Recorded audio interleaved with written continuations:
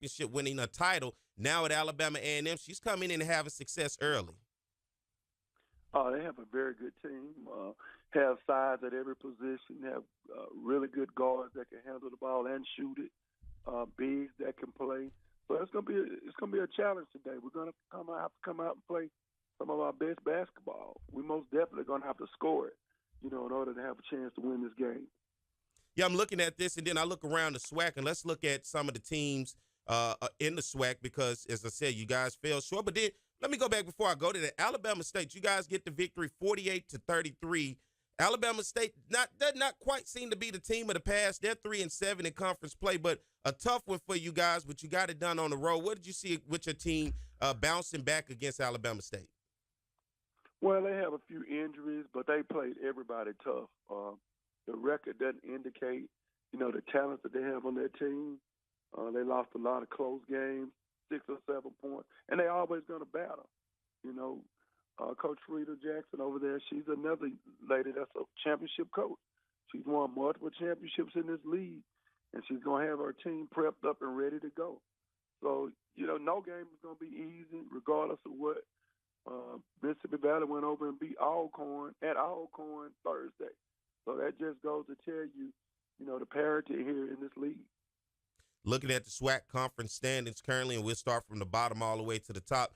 UAPB, a tough one on the road for you guys. You pulled it out, but that was a tough one going back and forth with the Golden Lions on the women's side. They're 1-9 in conference play.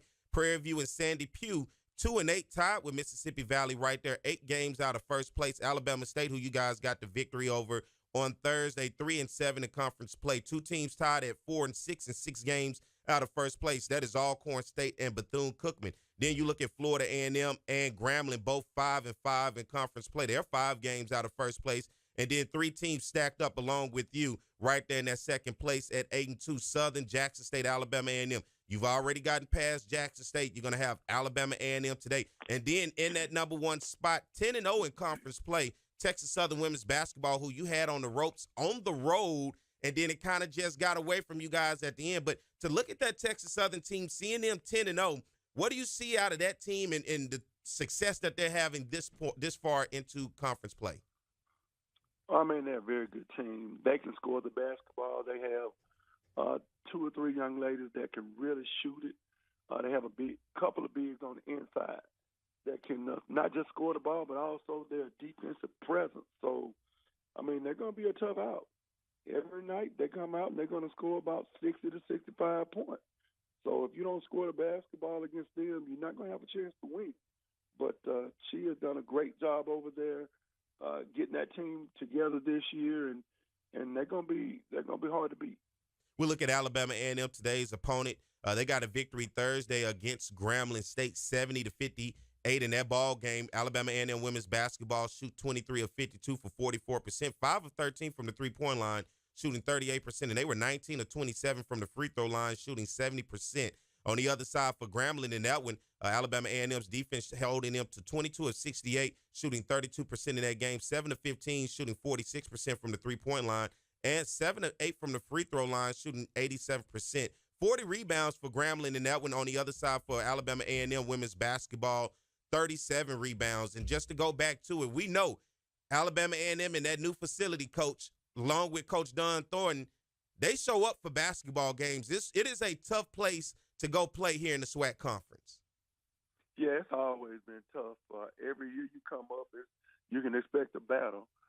They show up when Southern comes into town. So, again, you have to be ready to go. And she has a very talented team, and she's a deep team. They're one of the better teams talent-wise, without a doubt, here in the league. And she'll have them, up and ready to go. It's going to be a championship-type atmosphere. So we look forward to playing. And quickly, just some names of some of those young ladies who you have seen maybe exceeding expectations or going right along for you that you've seen on the team thus far for the Southern University women's basketball? Well, I think Sanaya Reed has really stepped her game up. Anaya Gordine has been solid. Tanaya Lawson, she's coming on. She got in foul trouble the other night, but she's been doing a great job for us. Tiana Lid, she's been solid. She had 17 rebounds the other night. So, we just trying to continue to get better and keep playing as a unit. You know, any given night, we might have a different score, leading score. So, you know, young ladies play together. They play as one, and we're going to come out and be competitive every game. My man, Coach Carlos Funchess, I always say cooler than the other side of the pillow, Southern University head women's basketball coach. Coach, thank you for coming on this morning, man. Good luck for you guys against Alabama A&M and Coach Dunn Thornton today. We know it's going to be a tough environment. Any Jaguars in that area within that radius, you make sure you show up in that arena today and help cheer on. Come on out. We need that support. There you go. Need that support, Coach, man. Appreciate you for coming on this morning as always. All right. Thank you, Perry. All right. Let's get